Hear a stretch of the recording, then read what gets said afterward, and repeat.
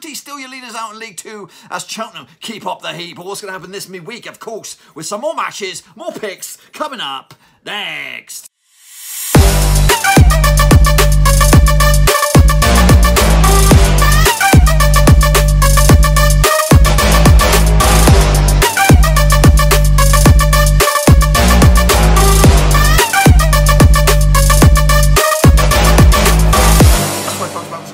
Today we take a look at match number 18 and League 2, and we'll get to that in just 1 second. If you're new to the channel, smash your subscriber to keep you bang up to date with all things League 2 related. Luna's in the house. Well, football, we're going to know here. Under Waruski, of course. We're in the attic. We got basic setup, so it's going to be a little bit hit or miss. But guess what? We're still here. We've still got the games coming, and of course, we've still got your picks. So let's, of course, get into that in just a second. A big shout, of course, to the patrons, of course, supporting the channel behind the bloody scenes. We're up to 22. We're trying to get to 25. Could you be number 23? Well, if you are, getting the old link down below, patreon.com/Roverseas. So let's take a look at it, of course, how we all got on last time around. It was a bit of a mini double match week. There's a couple of teams, of course, played twice, including Grimsby bloody town. They took on Newport County and they lost, of course, 2-0 win in the end for Newport County. Of course, the leaders coming at you. Scott Twine on score sheet, Patrick Amon as well, giving Newport County another win to get themselves nice and comfortable at the top of the table. Actually went with a 0-0 draw on this one. That was more positive, trying to get some belief there for Grimsby. Meanwhile, Scunthorpe also on a good bit of form, but they lost this one against Colchester bloody United.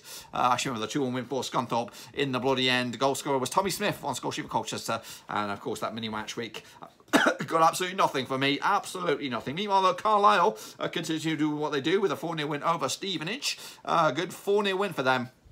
Of Carlisle, Nick Anderton on score sheet, Joshua Kudowi, Lewis Alessandre and Joe Riley on the score sheet, of course, for Carlisle getting themselves back to winning ways, or continued winning ways. Luke Prosser on the getting himself sent off for Stevenage on that bad boy. Crawley, they were also big winners as well, 4-2 win over Barrow, who continue to struggle in this level, of course. Max Waters with a hat-trick, of course, Tom Nichols as well, Josh Key, Sam Highard on the score sheet with Connor Brown getting himself sent off in a 4-2 scorefest, 6-goal bonanza. Actually, with a 1-1 draw on this one. Shame on me. Exeter, though, big winners as well. 5-0 winners over Tranmere. Crash back down to rear for Tranmere, of course, on a good bit of form heading into this, but unfortunately, a bit of a bump on this one. Ryan Bowman on the score sheet with a hat-trick as well. Jake Taylor, Matt J as well from the penalty spot, giving next to the 5-0 win. 3-1 for me. Morecambe, they got back to winning ways with a 1-0 win over Harrogate to keep their ambitious stream alive off playoffs or whatever. Aaron Welding on the score sheet there for Morecambe with a 1-0 win. Actually, with a 2-1 win, not too bad. Walsall also continuing to win. 2-1 win over Bolton, who again hit a rough patch. I thought they were on their way to the playoffs, but unfortunately, no. Elaji Adebayo on the score sheet with Rory Holden as well. Ian Doyle on the score sheet for Bolton. It's a 2-1 win for Walsall. 2-0 for me for Bolton, going the wrong way. Forest Green Rovers, then Vegans. 2-0 winners over Cambridge United. What do we have on the score sheet? On Forest Green Rovers, then Vegans. 2-0 winner was the final score. Aaron Collins on the score sheet. Jamie Mallet, or Malt on the score. Matt even on the score sheet as well. 3-1 for me. Not too bad. Grimsby then, second game of the week. They drew with Mansfield. 1-1 draw in the end. Actually went with a 0-0 draw, not too shabby. Ira Jackson on score sheet for Grimsby. Nicky Maynard on score sheet for Mansfield in a 1-1 draw.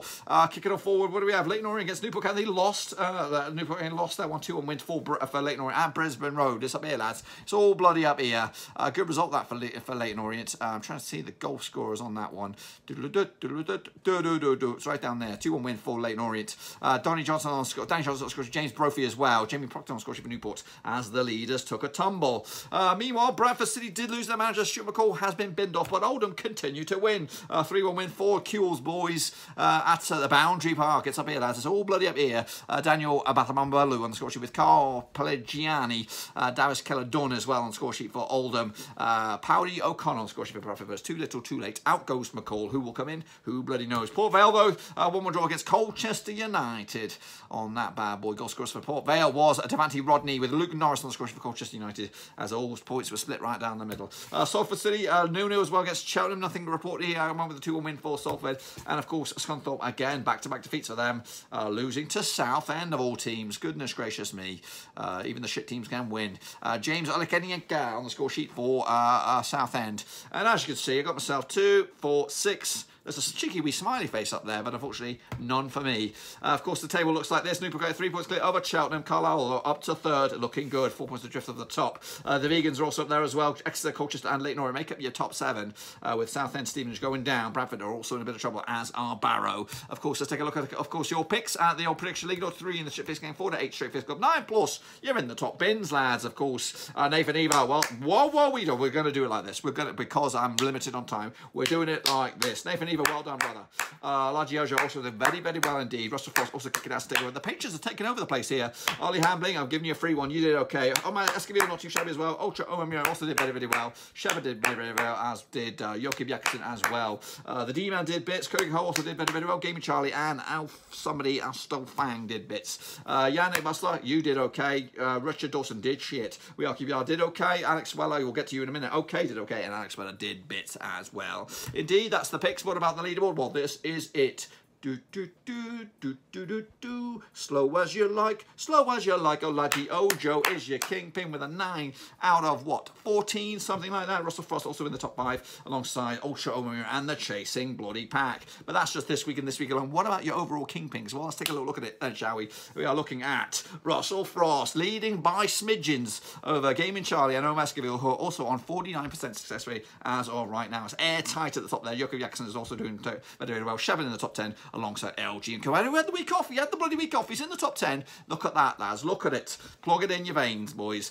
Let's take a look at the next round of matches. Of course, coming at you, of course, double match week again out in League 2. We're going to kick it all off. Again, I've got basic numbers here, so we're just gonna have to suck it up and see. Kick it all off with one of my little soft spots. It is. It's not Portsmouth. It's Morecambe against Leyton Orient. Of course, the last 5 sees 2 wins for Morecambe, 3 for Leyton Orient, no draws. Of course, last time out was at Morecambe. It was 1-0 win for Morecambe back in November 2019. It was AJ Leach Smith on the score sheet for Morecambe. Heading into this, Morecambe winning 3 of the past 4 games, losing to Newport. A couple of games back on the flip side. Leyton Orient coming into this 1 win the past 3. That was against Newport. It was a 2-1 win last time around. Of course, heading into this, Leyton Orient are still on the push in the 7th spot at the moment, and win for them, they could actually go as high as 5th in the table. Morecambe coming to this in 10th, and win for them, they could actually go as high as 6th in the table. That's playoff talk. That's playoff talk. I've gone with a 2-1 win for Morecambe. I believe in a Morecambe to do the unthinkable and get into at least the playoffs this season, and maybe just maybe a question or put that question or food for thought that they could actually get promoted. Meanwhile, Cambridge United take on Colchester in the battle of the CU next Tuesday. But boom, CU is what I'm talking about. Anyway, Cambridge against Colchester. Let's take a close look at it then, shall we? The last 6 sees 3 for Cambridge, 2 for Colchester, and 1 blow draw. Last time out was at Cambridge. It was a 2-1 win for Cambridge back in February 2020. Goal scorers on the day: Andrew Dallas on score sheet, Javi Nibs as well. Luke Norris on score sheet for Colchester, who scores bloody goals. Heading into this, Colchester won defeat the past 6, but then that was against Exeter quite a few games back at the end of November, whereas 1 win the past 6 for Cambridge. They're on a bit of a bubble here, of course, losing to the Vegans just the other day. Of course, situation out in the table has, of course, Cambridge doing very, very well for themselves, sitting in actually falling out of the old the players. They're actually in 9th at the moment. Win for them, they could actually go back into the top 6 at the expense of Colchester, of course, who come into in 6th, and win for them, they could also go as high as 5th in the table. That's where Exeter sit at the moment, but I'm going to go with the 2-1 for Cambridge, get back to winning ways, and maybe make a start push again for those players, and maybe even the automatics. Carlisle United taking on, of course, Mansfield. Carlisle coming to in 2nd. Mansfield are on the climb. They're actually where are they? They're actually they're only in 19th spot at the moment. Just 1 defeat the past 6 for them. But anyway, the last 6 between 2 starts, 1 for Carlisle, 3 for Mansfield. 2 draws, in fact, the last time between these 2 was, in fact, a draw. 2-2 back in Mansfield, of course. Last time out in Carlisle was a 2-0 win for Mansfield as well.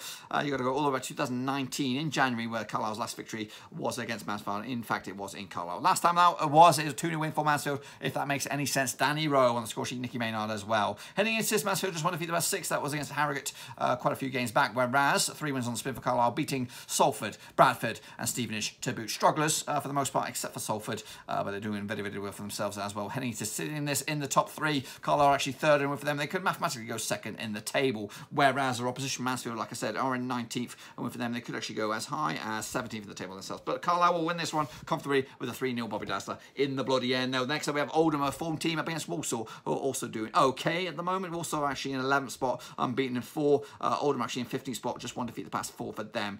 Take a close look at this one then, shall we? Of course, down at Boundary Park, the last 6 between 2 sides, 2 wins apiece apiece and 2 bloody draws, including a 2-0 win for Oldham last time around at Boundary Park back in October 2019. It was a 2-0 Bobby Dazzler. Goal scorers on the day was Scott Wilson and Desire Siribo Azamoko, with Matt Sadler getting himself set on a full Walsall. Heading into this, like I said, 2 defeats in the past 6 though for Oldham in all competitions, just 2 defeats in the past 4 as well. Whereas unbeaten in the last 4, that is Walsall, picking up 2 wins and 2 draws to boot. Back-to-back wins against Tranmere and of course Bolton for Walsall. The visitors, they come into this in where are they actually? They're actually in 11th, and with them they could actually go as high as 7th in the table. That's playoffs, lads. That's playoffs. Whereas Oldham are in 15th now, and they are climbing the table, and a win for them, they could also go as high as 8th in the table. That's just outside the playoffs, of course. I'm going to go with an Oldham win on this one. I don't usually do it, but I think Harry Kewell's got them believing that they could actually do something this time around. Next up, though, we're Port Vale. Of course, they're mid-table now, but they got back to themselves to winning ways not too long ago, sitting 14th of the table, taking on the Vegans, of course. Let's take a closer look at this one then, shall we?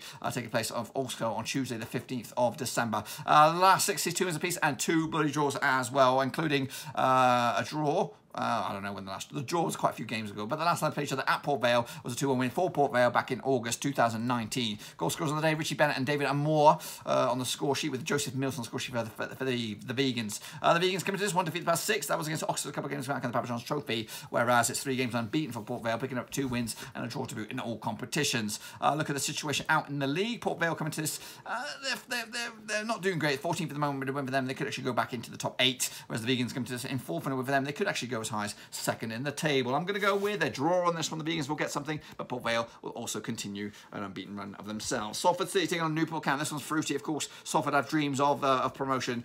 Newport County doing the bits as it stands. Anyway, they played each other in the last 6, and the last 3, should I say, 2 wins for Salford, 1 win for Newport, and no draws. Of course, last time out was a 3-0 win for Newport back in Newport. That was back in November 2020. Of course, played earlier in the season last time. They actually never played each other at Salford yet, so it'll be the first encounter there. Heading into this, Newport just won defeat the past 6. That was against Leyton just the other day. Salford just won win 5. That was against Barrow quite a few games back as well. So the situation out in the league sees Salford in 8th spot, but a win for them, they could actually go as high as 6th in the table. Newport County come in the top of the table, and a draw or more will have them remaining top of the pops. I've gone with a 2-1 win for Salford on this one to make it back-to-back defeats for Newport County, and maybe, just maybe, a bit of relief for Cheltenham and Carlisle that they could oust them for the title. Next up we have Scunthorpe against Barrow, 2 strugglers, of course. Scunthorpe though on the climb, Barrow on decline.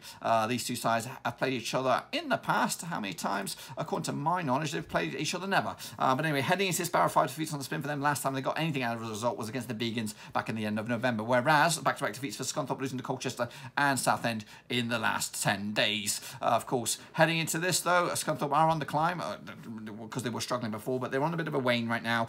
They are coming into this 18th spot at the moment, but a win for them, they could actually go as high as 17th. Barrow though on free fall as well, down 21st spot at the moment.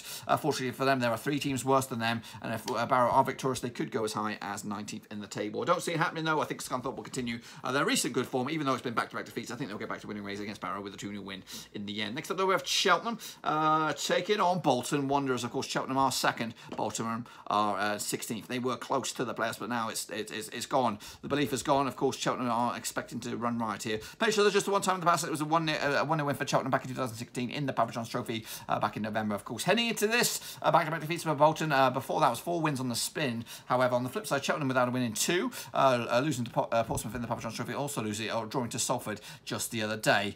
Prior to that, though, they were on a nice bit of run for themselves. They come into 2nd in the table, just 3 points adrift off Newport, and a win for them. They could actually go top of the pops, boys and girls, if a little bit later goes their way. On the flip side, Bolton coming to this in 16th, and a win for them. They could go all the way up to 9th in the table, maybe, just maybe, get those playoff talks back on the agenda. But right now, they are further from the truth. I've gone with a 3-0 win for Cheltenham. Big win, big result, and again, potentially go top of the table. Crawley Town up against Bradford City, of course. Crawley, they're doing all right. Bradford doing absolutely terrible. And, of course, change of manager. Of course, legend Stuart McCall gone. Who's going to come in to fill the void? They played each other in the last 6 seasons. 2 wins for Crawley, 4 wins for Bradford, and no draws. However, last time they played each other in Crawley was a 2-1 win for Crawley back in January 2020. Ollie Palmer with a couple of goals there. James Vaughan on the score sheet for Bradford as they lost. Of course, 6 wins, at least 6 wins on the spin for Bradford. It could be more than that, whereas Crawley unbeaten in 4, picking up 2 wins and 2 draws to boot. Of course, Crawley coming to this in 13th, and a win for them. They could actually go as high as 8th. Of course, Bradford are in 22nd spot, but a win for them. them, they could actually go as high as 19th in the table. Bradford will lose again, even though they haven't got a manager. I still think they'll lose.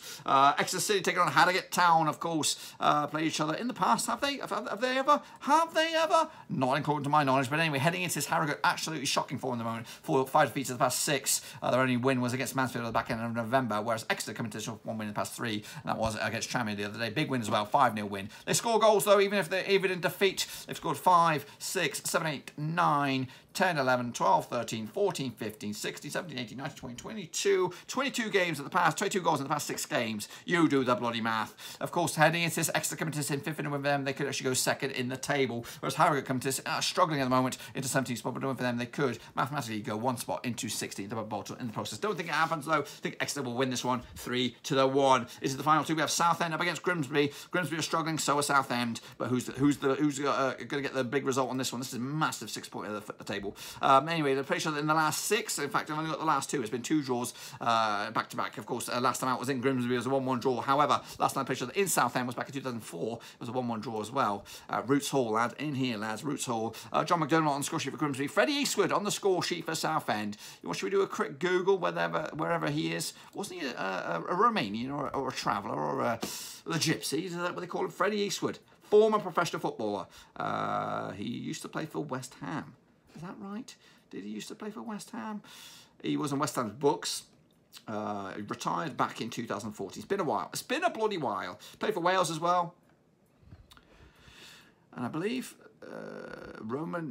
yeah, it was travelling family. You know what I mean? Like a gypsy. Is that the right way to say it? Probably wrong. I'm probably wrong. I'm probably lambasted for that one. I'm shame on me. Anyway, it was travelling family. You know what I mean? You know, they move about a bit. But anyway, Freddie Eastwood, back in the day, last time these two sides played, he scored on the door. Of course, heading into Southend, unbeaten in 2, of course, picking up a win and a draw to boot. On the flip side, Grimsby coming to this 1 win in the past 6 for them. That was against Crawley, quite a few games back. Grimsby come to this in 20th spot and a win for them. They could actually go as high as 17th in the table.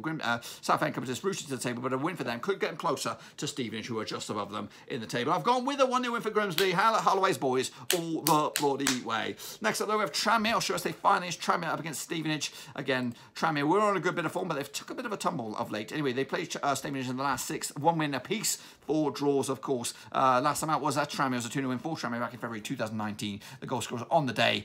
Kieran Morris on the score sheet with James Norwood as well. Ben Nugent and Ediaji Adebayo get themselves sent off for Stevenage. Of course, like I said, Tranmere were on a good bit of form. In fact, it's back-to-back defeats for them out in the league.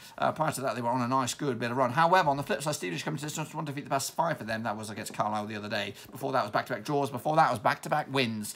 Stevenage coming to this in second from bottom of the win for them. They could actually go as high as 19th in the table. Tranmere are 12th in a win for them. They could actually go into the top 7. That is playoff talk, boys. Playoff talk. I think they'll get back there with a 2-0 win as well, and that will make Alex Weller very, very happy with that result indeed. That's what I think will have, of course, happen out in match day number 18 in League 2. We'll be back for 19, of course, midweek. There's a double match week, of course. This is the table as it would look like if my picks come on in. Cheltenham, of course, top of the pops, alongside Newport County. Goodness gracious me, new leader. There'll be a new leader. Carlisle will be in 3rd, of course, just 1 point adrift. Exeter, Forest Green, Salford and Cambridge make up your playoffs.